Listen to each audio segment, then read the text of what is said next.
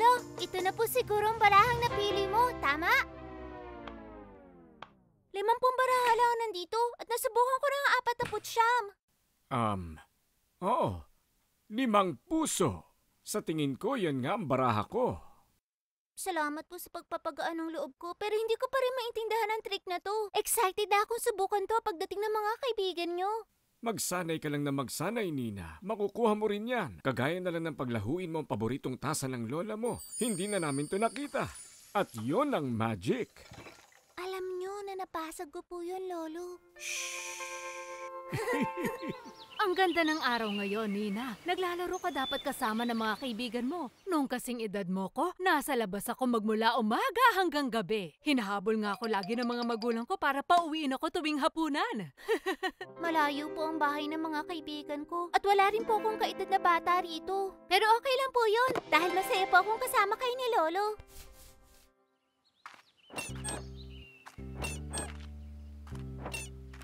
O, diba? Wala sa sombrero ko. Wala rin sa manggas ko. Pero teka, wala akong manggas. Tandaan mo, dyan ka lang hanggang tapikin ko ng 3 beses ang sombrero. Walang sisilip na balbas. Wow! Ano nangyari dito? Matagal nang bakante ang bahay na to. At ang mga damo, mas matangkad pa kaysa sa akin. Napakaganda! May bagong lipat siguro dito. At may bakod na rin! Alam mo ba ang ibig sabihin nun? Mukhang may aso sila, bambam. Mabalahibo, bambam. Pwedeng pusa, isda o palaka, pero sana talaga yun ay aso! Halika, tignan natin!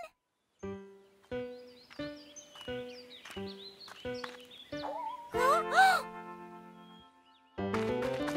Dito ka nakatira, ako dun lang. Ilan taon ka na? May aso ka? Gusto mo magkapunan sa amin kasamang lolo't lola ko? Magician ako, papakita ko sa'yo magic ko gamit ang baraha.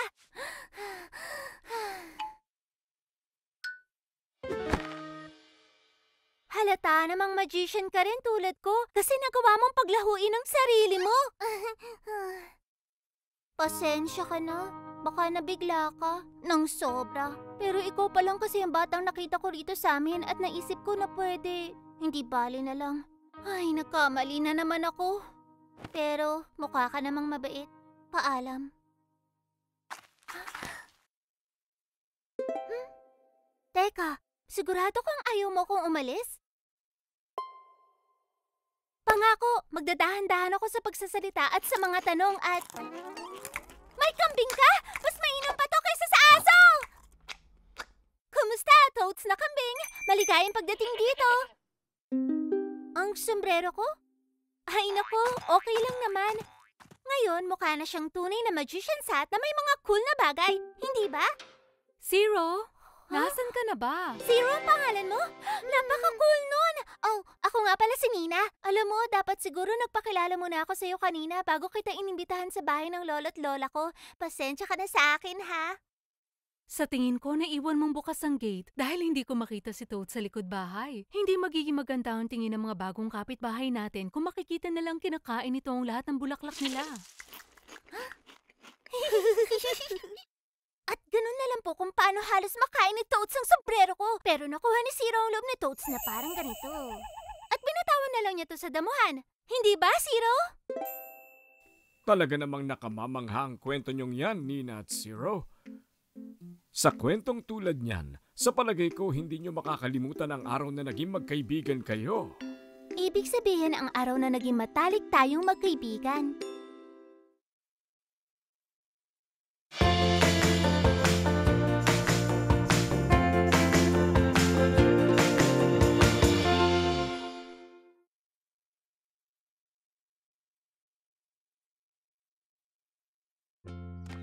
Dati ang hilig ko lang magpinta ng mga larawan. Pero ngayon, pinakita ni teacher sa atin ang lahat ng masasayang pwedeng gawin sa pagbibilang. Wow, Zero! Yan mismo ang sinabi ni Teacher Chung, na ang math ay maraming paggagamitan. Ginagamit natin ito sa art, sa pagluluto, at yan pa, sa paglipad. Oo, dyan nga nakatira si Mads. Palagi siya masama sa mga tao. Kung nakatira ako sa magarang bahay na yan, magiging mabait ako sa lahat. Pinagtawanan niya ako dahil nakatira ako sa apartment. Pero dahil kasama ko doon ng lola't lola ko, pati na rin ang iba, doon ang pinakamasaya para sa akin. Gawin mo na ang homework mo. Mamaya ka na maglaro. Ayoko! Naglalaro pa ako! Mamaya ako nagagawin yung walang ang kwentang homework ko. Huwag niyo akong turuan ng Sige, gagawin bahala ko. ka. O yan! O ano, masaya ka na ba ngayon? Tumigil na ako sa paglalaro. Tingnan mo nga naman, ang weirdong kambal. Si Zero the Zero at si Grandma Nina. Psh, sa inyo na lang yan. Bibili na lang ako ng bago bukas. Ang mga pamilya niyo walang kayang bilhin kundi basura. Wow, wala talaga siyang paggalang sa kahit ano o sa kahit sino. Hindi ako makapaniwalang tinapon lang to ni Mads. Sa tingin mo gumagana pa to? Makakapanood na ako ng videos kung paano gumawa ng magic tricks. Binibigay lang ni Lola ang tablet niya para sa homework. Akala niya wala matututunan kahit ano sa magic. Kung alam lang niya ang kinakailangan pag-iisip para paglahuin ng isang kambing. Hindi, Zero. Hindi ko kailanman paglalahuin si Toads. Biro lang yon, isang trick. Pero kung kaya kong paglahuin ng isang kambing sa panonood ng video online...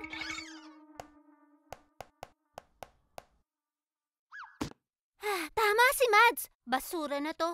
Sumuko na tayo. Siyempre, sisirain to ni Mads para wala nang ibang pwedeng gumamit. Siya ang pinakamasamang taong nakilala ko. Paano mo nagagawa malungkot para sa kanya pagkatapos kanyang tawagin Zero the Zero?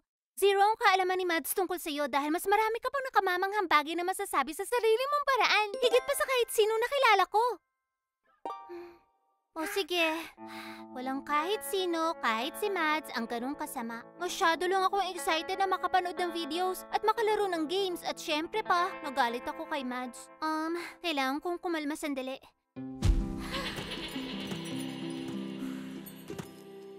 Alam mo ba? Hindi natin kailangan ng tablet para sumaya, pero pwede tayo makipaglaro kay Toads. Huh? Ano yan?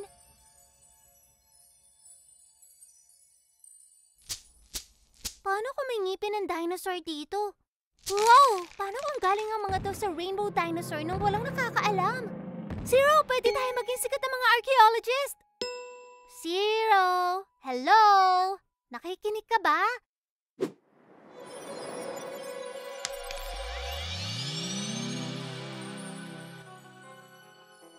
Sa tingin ko, mali si Mads na basura na ang tablet na to.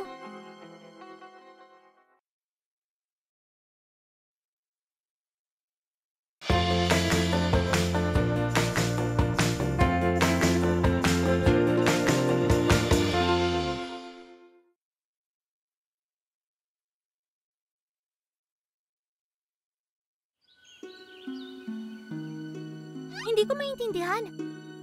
Paano naayos mag-isa ang tablet? Zero? Sa tingin mo ba mga batong to may magic? Oh, may hiwagang batong hiyas! Gamitin mo ang kapangyarihan mo para paliparin si Zero! Tadaan!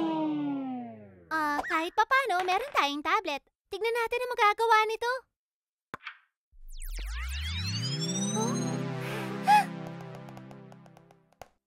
Salitan tayo sa pag-uwi nito. Sa'yo na muna ngayong gabi. Sa akin naman to bukas. Ang walrus house mo ay pangit. Hindi ka naman bagay na maglaro ng game na to. Sumuko ka na lang. Dahil wala namang may gusto sa'yo rito. Ako na mag-uwi ng tablet ngayon. Excited ako mapanood kung paano ginagawa ang magic trick. Okay ka lang ba, Zero? Hindi ka mukhang masaya. Oh, teka! Pasasayahin ka nito! Ginawa ko to para isuot ito sa leeg niya. Ano ba kasi nangyayari sa'yo, Zero? Hindi ka naman salbahe, pero hindi maganda ang inasal mo na yan. Parang may maling nangyayari dito. Teka, may nangyari bang masama sa'yo?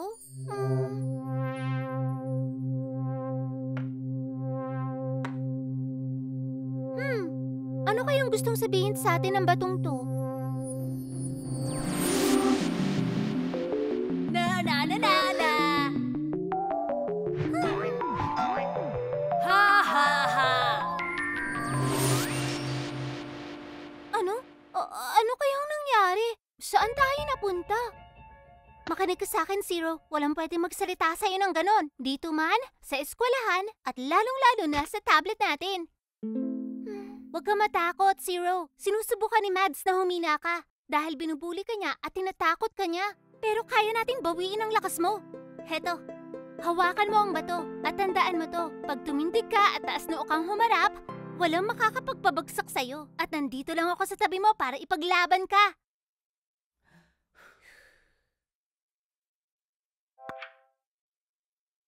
Isa kang talunan!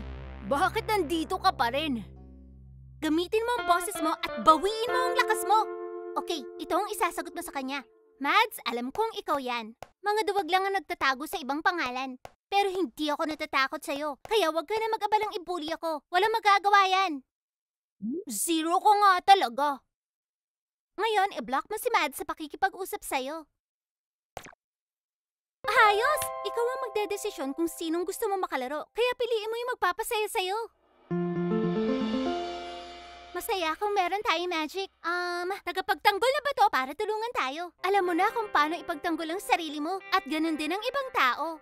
At siguro, ewan ko lang, matuto maging mabuti dahil meron kang maalalahaning best friend na ginawan ka ng magandang bulaklak para sa tali ng kaibig-ibig mong kambing?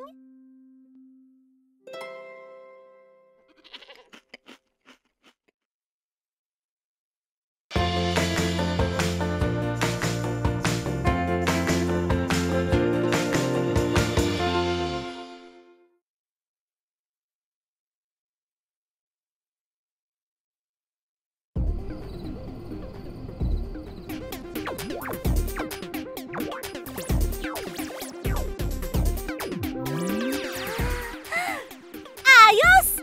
Na-clear ko na naman ang board! Ano ka ngayon, Rabbit Hats? Hindi na. Kailangan ko na matulog.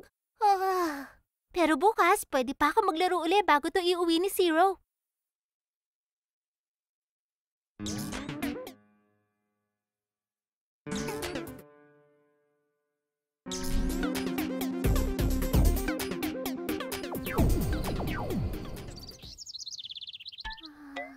Nina, nagustuhan mo yung kanin? Nagustuhan mo yung kanin? Nina. Nina, apo, tinatanong ka ng lolo mo kung nagustuhan mo yung kaning niluto niya. Recipe yan ng tatay mo. Nina, hindi naman yata maganda yan. Masama ba ang pakiramdam mo? Anong problema? Wala po! Iwan niyo ako mag-isa! Oh.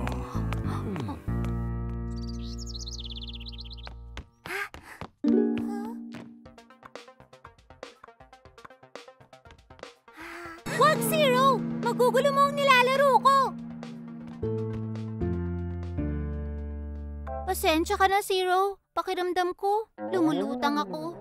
Pagod ako, parang ang lahat. Mabagal at mabigat, pero sa loob ko, pakiramdam ko, buhay na buhay. Magandang ideya, Zero. Baka ang mga mahiwagang bato makapagsabi kung bakit ang pinakamasayang laro ang nagpapalungkot sa akin.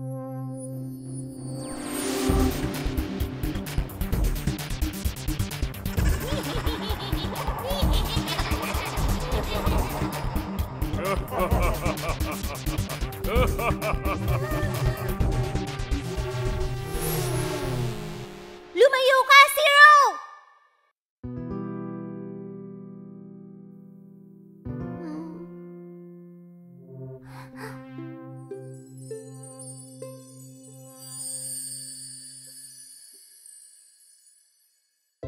Namiss ka namin, Nina. Namiss ko rin po kayo. Wala po kayong ideya kung gaano. Alam ko na kung ba't ligaw ako pag nilalaro yung game. Gusto ko talaga makatawid sa susunod na level kaya ang hirap huminto. Pero pag nalunod na ako, hindi na maganda sa pakiramdam. Naging napakasama ako sa'yo, sa lolo ko at kay Lola, at sa lahat. Alam ko na dahil to sa laro, kaya humihingi talaga ako ng paumanhin. Kailangan ko sabihin sa lolo at lola ko kung gaano ako nagsisisi sa ginawa ko.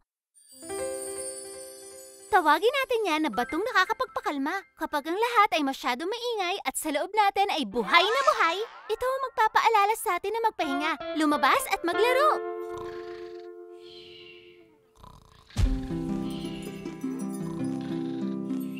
Mukha yatang si Toads may sariling batong nakakapagpakalma.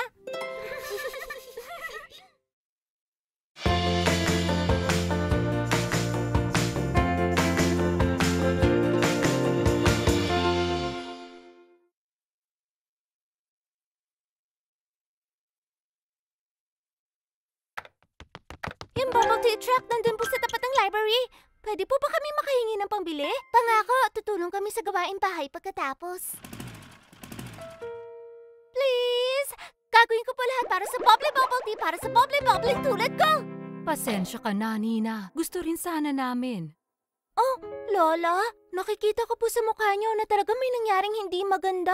Magiging ayos din kami, huwag ka mag-alala. Hinihintay lang namin dumating yung napanalunan naming pera mula sa loto. Nag-email sa amin ng mga taga-loto para sabihing nanalo kami ng malaking halaga. Hiningi na nilang detalye namin sa bangko pero hanggang ngayon wala pa rin.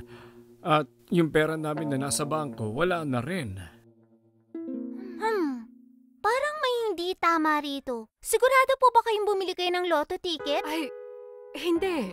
Hindi kami bumili. Huwag kayong mag-alala. Gagawa po kami ng paraan. Tayo na, Zero!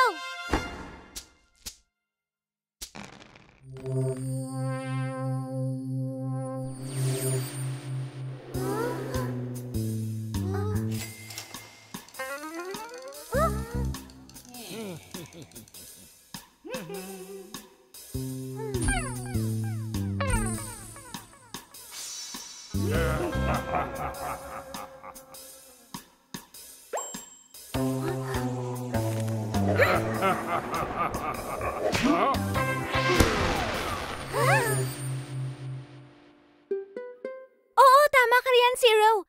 Malamang ito na nga ang bato ng pag-iisip dahil marami tayong katanungan para malutas natin ang misteryo ng pagkawala ng pera ng lolo at lola ko. Okay, ang una natin gagawin ay tignan online kung nangyari na ba sa iba ang ganitong paraan ng pagkapanalo sa loto. Handa ka na ba, Detective Zero? Naku po, pasensya na po kayo. Ang papremyo po sa loto ay hindi tunay. Marami na ang nabiktima at nakuhaan ng pera ng peking lottery na to. Ito ang numero unong scam sa bansa natin ngayon. Anong gagawin natin ngayon? Lola, pwede niyo pong simulan ng pag-report ito para wala ng ibang tao pa maloko ng scam na to. Pagkatapos, may mga pwede kayong gawin para ligtas ang impormasyon niyo para wala makanakaw nito. Pakiramdam ko matanda na ako at ang hangal ko. Please, wag niyo pong sabihin yan, Lolo. Kahit sino pwede maloko ng scam na to. Yung teacher po namin, naloko rin sa pagbili ng art supplies para sa klase namin mula sa peking website. Kinutuban na ako noon na para talaga may mali pero naisip ko naman na baka hindi ko lang naiintindihan tong mga bagay na to sa internet. Kapag kinutuban na po kayo na parang may mali, kailangan nyo lang magtiwala sa kutob nyo at gamitin nyo ang bato ng pag-iisip para magtanong at mahanap ang sagot. Ano ba yung bato ng pag-iisip? Parang malaki ang maitutulong nun. Pwede ba naming i-order yan online?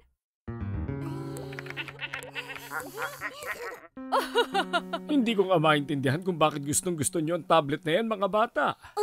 Madali lang po yan, Lolo. Ipapakita po namin sa inyo.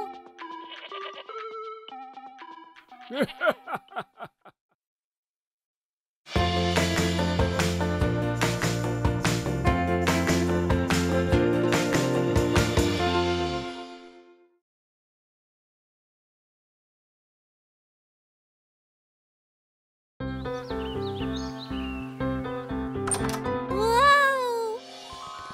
Nakamamangha mga ito. Napakahusay po ng talento nyo. Oh, salamat, Nina. Ito ang unang beses na ibebenta ko ang gawa ko sa isang art show. Nasasabik na ako pero syempre kinakabahan din ako. Paano kung walang magkagusto nito? Hindi po yan. Magugustuhan ng lahat ang mga gawa nyo. Pero, kinakabahan din po pala ang matatanda sa mga ganyang bagay? Kapag pinagtrabahuan mo at minahal ang isang bagay at ipinagmalaki mo, gusto mo na magustuhan din to ng iba kahit na ilang taon ka na, di ba? Tama po. Kamakailan lang po, meron dapat akong ipapakitang magic trick para sa klase naming show and tell. Nagpa-practice po ako na mabuti para magawa to ng tama. Pero nung ako na, kinabahan ako ng gusto at nasaka ako sa sombrero ko. Pero itinuloy ko ang magic at pinalakpakan nila ako at napakasaya ko. Oh, huwag kayong mag-alala. Hindi lang to ang sombrero ko.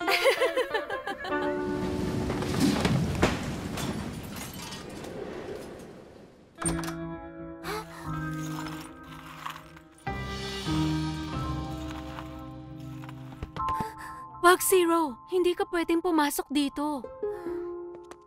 Masyadong delikado. May mga basag na salamin at matatalas sa piraso ng mga palayok. Hindi ko gusto na masaktan ka. Nasira ng puno ang lahat ng mga vase ko para sa art show. Wala na akong panahon para makagawa pa ulit. Ayos lang yon, Zero. Baka sa susunod na taon pwede nating subukan ulit.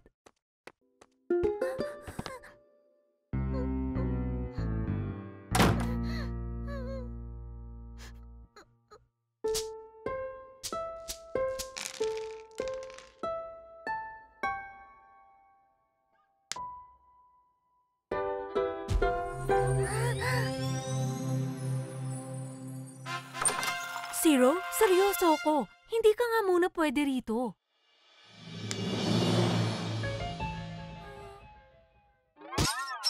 Oh, wag ka malungkot, Zero.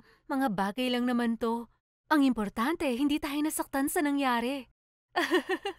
Baka nga nakakatawa ring isipin na magbabayad ang mga tao para sa mga gawa ko.